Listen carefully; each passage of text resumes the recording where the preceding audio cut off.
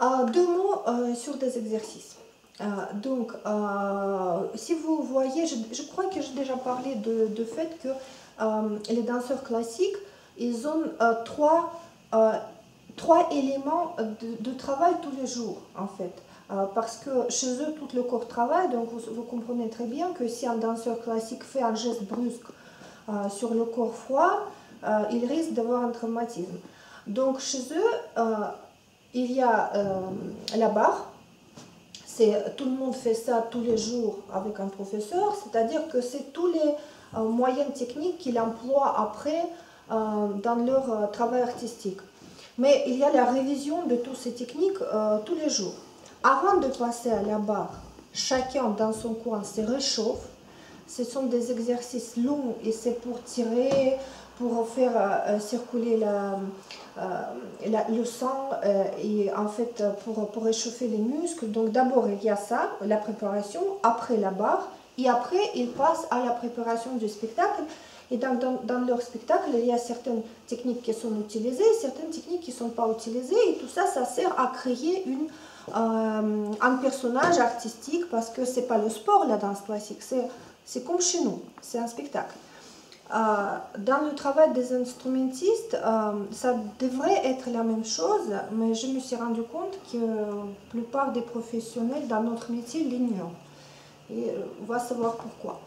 Et donc, en fait, ce qui se passe, c'est que très souvent, j'entends jouer les jeunes pianistes qui veulent faire la carrière, qui veulent avoir des concerts, mais ils ont tous le même problème. Quand ils prennent une sonate de Beethoven, ou quand ils prennent un Fantasia de Schubert, ou n'importe quelle autre œuvre qui était faite déjà pour des pianistes accomplis, où le compositeur ne se souciait pas à aider à l'interprète, où il exprimait ses désirs artistiques sans prendre en compte le degré de difficulté. Donc en fait, on voit que très souvent, il joue et à un moment donné, il y a trois mesures, par exemple des tierces parallèles, il ne sait pas comment les faire. Et donc à cause de manque de connaissance des éléments de base, soit ils jouent mal, soit ils sont obligés d'éviter certains choix des œuvres à cause de 2-3 mesures qu'ils ne savent pas comment faire.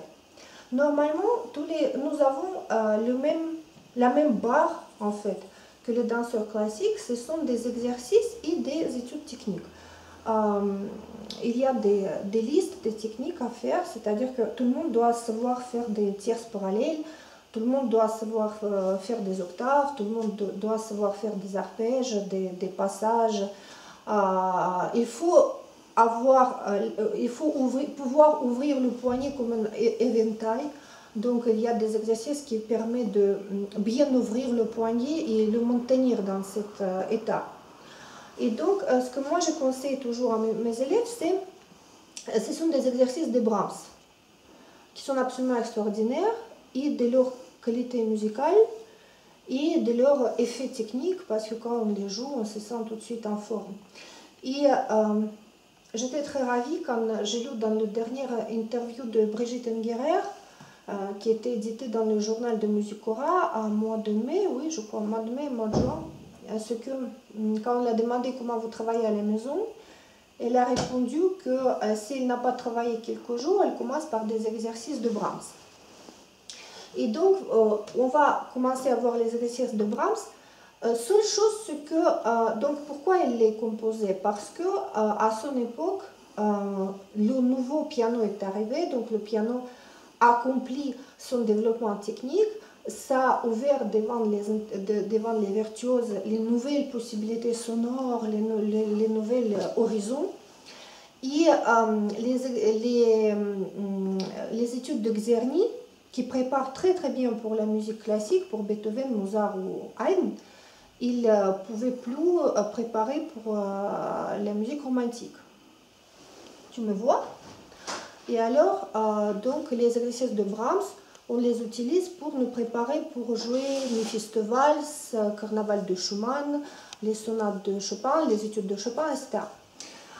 Il y a le problème de choix d'ordre des exercices, parce que chez Brahms, les exercices sont mis au début, vous avez 5 sur 4, 7 sur 6, C'est ce qu'il faut pouvoir faire, mais c'est impossible de commencer la journée par ces exercices parce que ce n'est pas ça la base. Donc, quand vous commencez, il faut commencer par l'exercice numéro 7. Donc là, on va s'arrêter et là, je vais faire des vidéos un par un pour chaque exercice. Stop.